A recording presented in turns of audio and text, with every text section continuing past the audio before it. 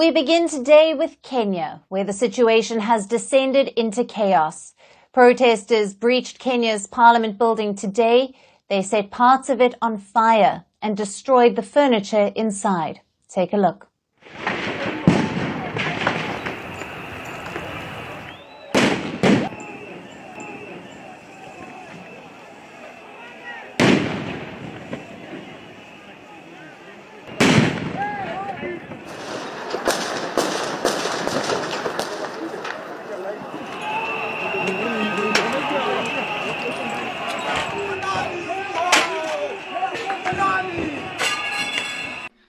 Mr. Speaker, sir, I'm here to address you.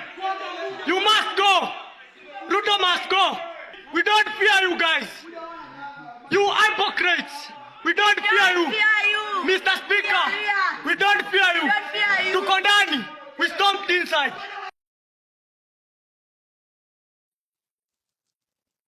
But what prompted this? The protests had started peacefully today. Protesters were singing and dancing.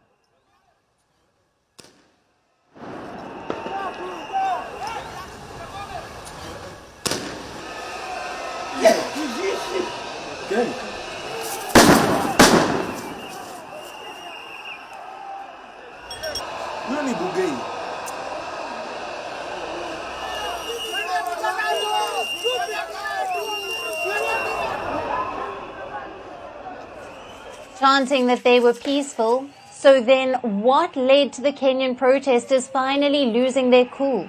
Now reports say it was police brutality, like this.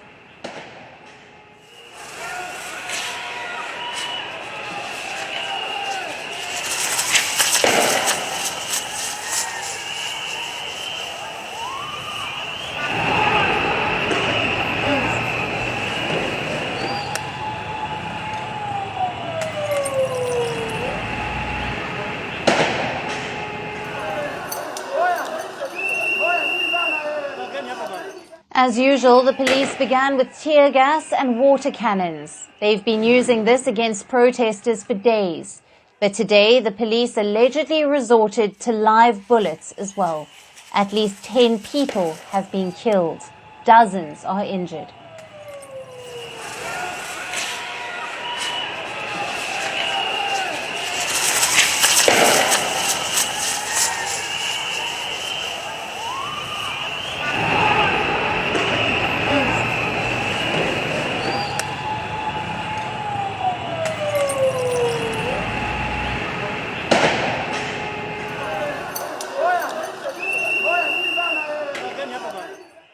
Live rounds were fired at the protesters who had gathered around Parliament to demonstrate.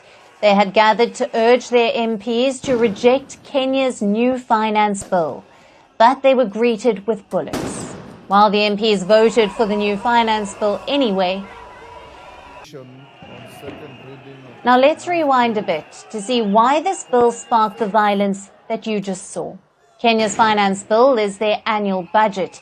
It is passed for the duration of a financial year, from the 1st of July to the 30th of June 2025.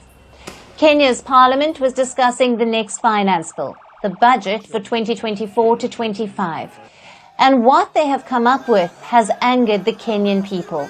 Initially, they had proposed a slew of new taxes to generate $2.7 billion in additional revenue. The first draft of the finance bill proposed taxes on bread, cooking oil, motor vehicles, sanitary pads, diapers, changing a cell phone plan. Basically, these taxes would have affected everyone. About a third of Kenya's people live in poverty.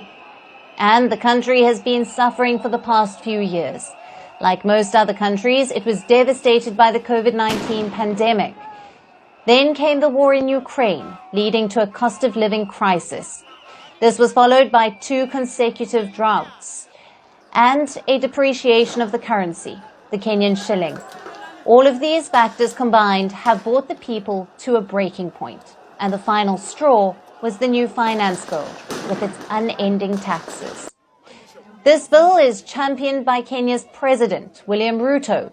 Ruto came to power in 2022. and he has been raising taxes ever since. Now, this latest finance bill is a continuation of his policies. Ruto says that the new taxes are necessary, that Kenya needs the money, mostly to pay off debt. Kenya's public debt is at about 68% of its GDP. That is dangerously high. About 37% of Kenya's annual revenue goes into servicing these debts. And this problem has been made worse recently. Because of Kenya's depreciating currency, the debts are repaid in US dollars. So if the Kenyan shilling depreciates, the debt burden increases, which is exactly what has been happening. This is why Ruto wants to raise taxes, to reduce Kenya's debt burden. His plan has been endorsed by some of Kenya's creditors, most notably the International Monetary Fund. The IMF is a creditor. It wants to get its money back. So it has backed Kenya's new finance bill. And this has led to even more public anger. Some Kenyans felt that instead of working for them, Ruto was working for the IMF. All this anger culminated in the protests that you just saw today.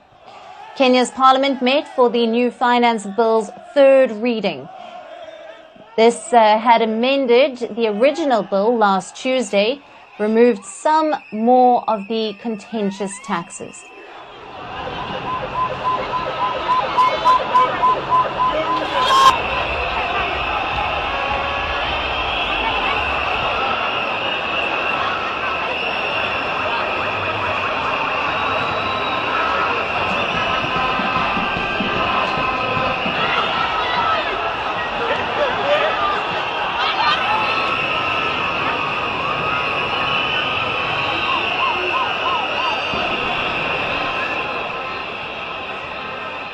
But for the protesters, the bill was already tainted. They wanted the bill rejected and a new one drawn up in its place. However, Ruto's ruling coalition has a majority in parliament. They rammed the bill through anyway, with 195 votes for and 106 votes against.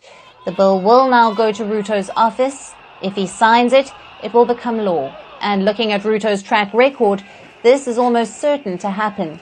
And that is why the protesters were desperate to get into parliament. They wanted to stop the MPs from sending the bill to Ruto. And that is why violence erupted at the Kenyan Parliament building today. Now, the levee has been breached now. The once peaceful protests have been marred by violence. And we'll see how the authorities react over the next few days. But Ruto should be wary.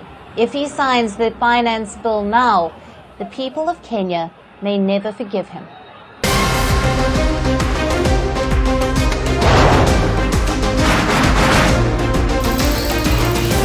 On the today, the T20 World Cup bandwagon fans moved across to the Western